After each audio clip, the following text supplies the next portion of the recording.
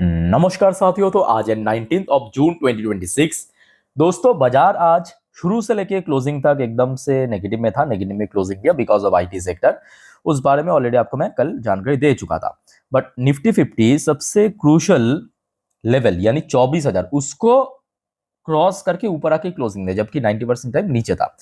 ऐसे में दोस्तों आज मार्केट भले ही देखिए नेगेटिव में था, नेगेटिव में क्लोजिंग दिया, बट कुछ बढ़िया इंसिडेंट भी हुआ है।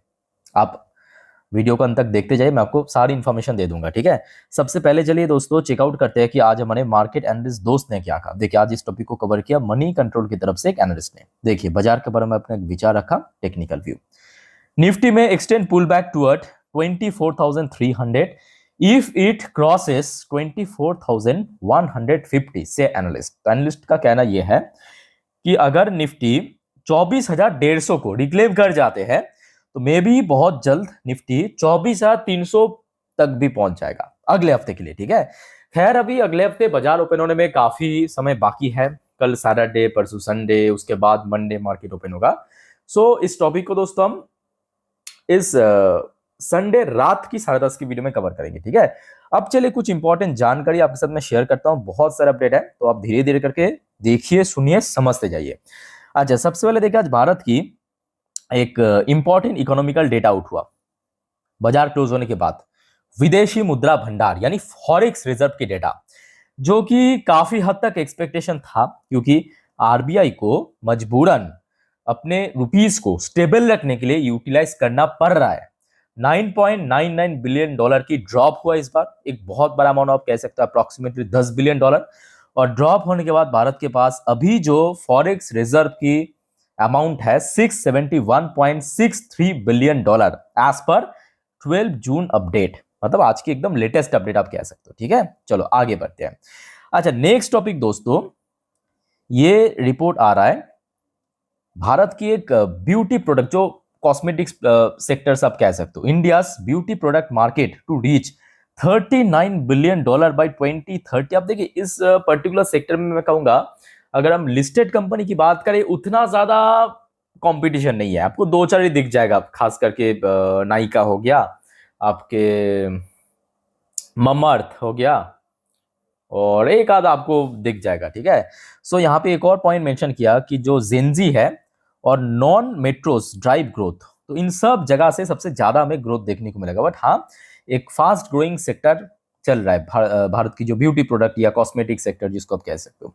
अच्छा, नेक्स्ट देखिए इकरा। इकरा एक डोमेस्टिक रेटिंग एजेंसी कंपनी है। इकरा की तरफ से ये रिपोर्ट पब्लिश किया गया कि Indian to wheeler industry, two wheeler मतलब जिसमें आप स्कूटी को भी ले सकते हो, बाइक्स को भी ले सकते हो, इवन आप इलेक्ट्रिक जो टू व्हीलर है उसको भी ले सकते हो, ठीक है। ये जो टू व्हीलर इंडस्ट्री है to see moderate growth at 3 to 5% in financial 27। तो इकरा के अनुसार इस बार भारत की जो टू व्हीलर सेक्टर्स है उसमें कोई बहुत बड़ा मतलब स्ट्रॉन्ग ग्रोथ हमें देखने को नहीं मिलेगा, बट एक मॉडरेट ग्रोथ हो सकता है 3 से 5% के आसपास। मतलब इंटायर इंडस्ट्री की यहाँ पे बात चल रहा है, ठीक है। चलो दोस्तों आगे बढ़ते हैं। अच्छा, वैसे आज सेबी की एक बोर्ड ऑफ डायरेक्टर की मीटिंग था। क्या कहा? सेबी की एक बोर्ड ऑफ डायरेक्टर की मीटिंग था, और उस मीटिंग के आउटकम के रूप में बहुत सारी चीज दोस्तों, बहुत बढ़िया डिसीजन लिया। सबसे पहली बात दोस्तों, जो आप में से पुराने निवेशक है उनको पता होगा, बाईबैक पहले ओपन मार्केट, देखिए बाईबैक मेनली 2-3 रूट में होता है। एक होता है आपका फिक्स्ड रेट बाईबैक जो आज की रेट में चल रहा है, एक होता है आपका open market buyback. Open market buyback जो है ना, जब वो सेबी की वो जो मैडम था, क्या नाम था उसका याद नहीं आ रहा, माधवी बच ऐसा कुछ नाम था, ठीक है। उनके जमाने पे ये जो ओपन मार्केट के रूट में बाईबैक होता था उसको बंद कर दिया था। क्यों बंद किया वो भी आपको बताता हूं। बट सेबी ने दोस्तों अभी डिसाइड किया कि नहीं, हम फिर से ओपन मार्केट बाईबैक इसको हम लाने जाएंगे। और दोस्तों ये बहुत सही है। बहुत सही क्यों है? क्योंकि मान लीजिए कोई कंपनी ओपन मार्केट के रूप में बाईबैक कर रहा है ना, तो शेयर में काफी फास्ट मूव होता है। अच्छा, ओपन मार्केट रूट और फिक्स प्राइस बाईबैक में फर्क क्या है? एकदम सिंपल भाषा में अगर हम शॉर्ट में बात करें तो मान लीजिए कि एक शेयर है 100 रुपए, ठीक है। बाईबैक जब अनाउंसमेंट है तो आपको पता होगा उस प्रीमियम में अनाउंसमेंट होता है। तो मान लीजिए कि वैल्यूएशन उसका 150 रखा गया, मतलब फ्लोर प्राइस 150 रखा गया। अब ओपन मार्केट की बाईबैक मतलब क्या?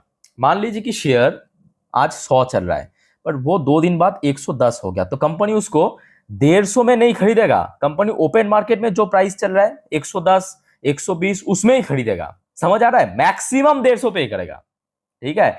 और फिक्स रेट बाईबैक में क्या है, चाहे मार्केट में उस पर्टिकुलर शेयर की भाव 90 रुपए चले, 100 रुपए चले, 110 चले या 200 चले, जो रेट फिक्स्ड किया उसमें ही कंपनी बाईबैक करेगा।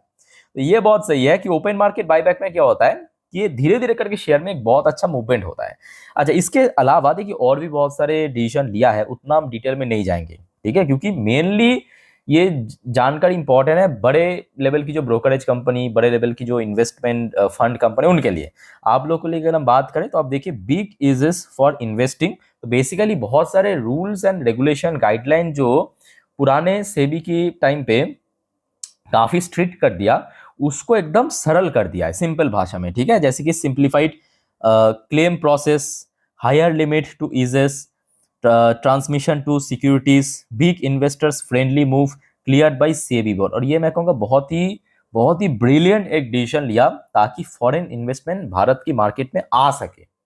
वैसे दोस्तों इस बारे में आप लोगों का क्या विचार है या ओपिनियन है, प्लीज कमेंट करके जरूर शेयर कीजिएगा। नेक्स्ट चलिए आगे बढ़ते हैं। अच्छा, वैसे तो अभी एग्रीमेंट साइन हो चुका है, मतलब इलेक्ट्रॉनिकली तो हो चुका है ना, ईरान और यूएस के बीच। So Indian refiner sitting enough crude oil in no rush to resume purchases from West Asia. तो अभी जो रिपोर्ट निकल के आ रही है कि उतना ज्यादा भारत मतलब वो नहीं कर रहा है, मतलब बहुत ज्यादा हड़बड़ी नहीं कर रहा है, जो भी है भारत के पास इनफ मतलब क्रूड की जो रिजर्व है।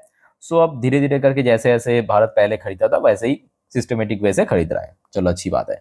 अच्छा, वैसे दोस्तों आप लोग एक चीज तो नोटिस किया होगा कि पिछले लगभग 1 से 1.5 महीने पे बहुत सारे सरकारी कंपनी को एफएस ऑलरेडी आ चुका है। उनमें से कुछ प्रमुख की अगर हम बात करें, कोल इंडिया रिसेंटली आया था आपके जनरल इंश्योरेंस की, या उसके पहले एनएलसी, ऐसे 3-4 कंपनी को ओएफएस आ चुका है। अब सुनने को आ रहा है कि शायद और भी कुछ सरकारी कंपनी में ओएफएस सरकार लॉन्च कर सकते हैं। After early OFS blitz government likely to go for more PSU stake sale this fiscal. तो याद रखना, मतलब कोई भी सरकारी कंपनी के शेयर अगर बहुत ही शॉर्ट टर्म में फास्ट पेस में मूव करे, मतलब 1 हफ्तों में, 2 हफ्तों में, 1 महीनों पे 40%, 50%, तो दोस्तों याद रखना उसमें ओएफएस आने का चांस बहुत बढ़ जाता है, ठीक है। तो ये बस एक थोड़ा सा हिंट मैं आपको दे दिया। चलो आगे बढ़ते हैं। अच्छा, आज एक मतलब इंटरेस्टिंग चीज हुआ है, पता है। अब देखिए ट्रम्प शायद अभी भी फ्रांस में ही है, G7 मीटिंग चल रहा है। सो ट्रम्प को एक मीडिया की तरफ से पूछा गया कि आप सबसे ज्यादा किसको एडमायर करते हो, या मतलब किसको ज्यादा सबसे ज्यादा तारीफ करना पसंद करते हो। तो उन्होंने नाम लिया भारत की प्रधानमंत्री यानी मोदी जी की, और चाइनीज जो प्रेसिडेंट है शी जिनपिंग की। अब देखिए ये तो कहना चाहिए, क्योंकि मेनली आज की डेट में जो अमेरिका को चैलेंज कर रहा है वो एक तो ऑब्वियसली चाइना है, और दूसरा इंडिया भी बहुत सारे क्षेत्रों पे चैलेंज कर रहा है, ठीक है। तो जिस वजह से वही होता है ना कि हर एक फॉलोअर्स आपका फैन नहीं होता। बाकी समझदार समझ चुके हैं। अच्छा चलो दोस्तों आगे बढ़ते हैं नेक्स्ट टॉपिक पे, बट जाने से पहले एक छोटा सा रिक्वेस्ट आप सभी को करूंगा। दोस्तों प्लीज मेक श्योर कीजिए कि आपने ऑलरेडी इस चैनल को सब्सक्राइब कर लिया, नहीं किया तो फटाफट अभी करके रख दीजिएगा। स्पेशली आप अगर इस चैनल पे नहीं हो। दोस्तों शेयर मार्केट, जियोपॉलिटिकल अपडेट, सब कुछ जानकारी प्रॉपर टाइम में मैं आपको दे दूंगा। जैसे कि यहाँ पे आप देख सकते हो 4 वीडियो दिन की अपलोड कर चुका हूँ, और सारे के सारे मार्केट के लिए इंपॉर्टेंट है, ठीक है। तो प्लीज जाके चेकआउट करना अगर आपने अभी तक नहीं देखा तो।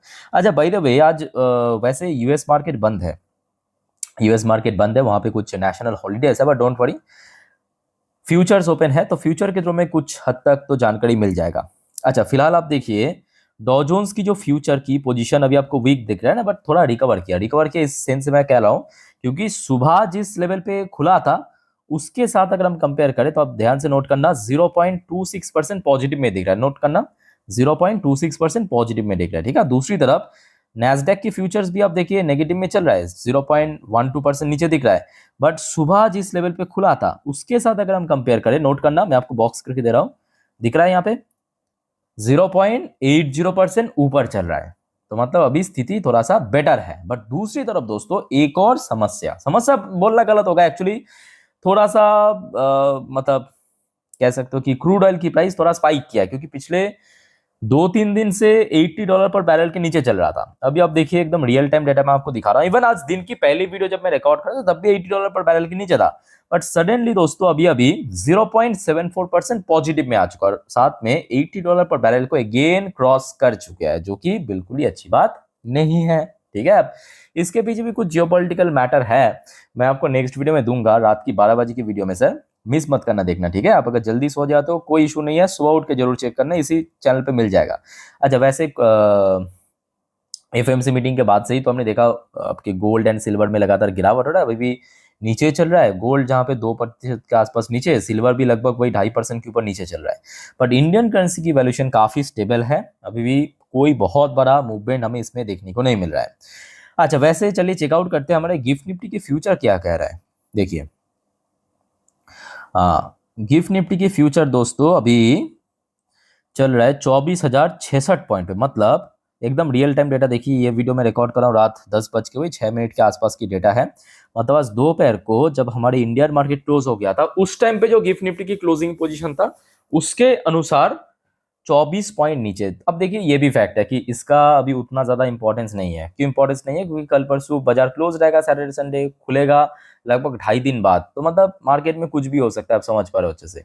सो दैट्स वाई इसका इंपॉर्टेंस नहीं है। सो ठीक है, अब देखते हैं कि कल परसों कैसा माहौल बनता है जियो पॉलिटिक्स में, या डोमेस्टिक माहौल कैसा बनता है, तो जो भी होगा मैं आपको जानकारी दे दूंगा, ठीक है।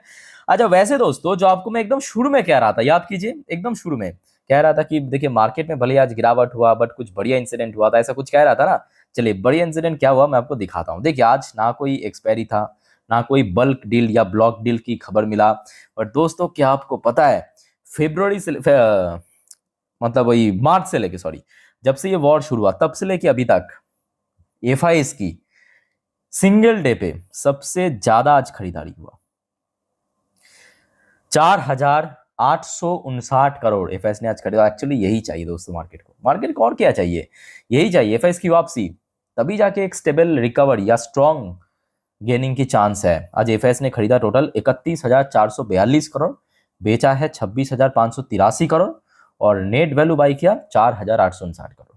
बस सिंपल बात है, यहाँ पे आप थोड़ा पेशेंस रखिए, देखते जाइए, जैसे जैसे जियोपॉलिटिकल टेंशन कम होगा मार्केट फुल रिकवरी के मूड में है। आशा रखता हूँ बहुत जल्दी 24,000 तो बहुत दूर की बात है, 25,000 क्रॉस करके 26,000 की तरफ भी धीरे धीरे बढ़ सकता है।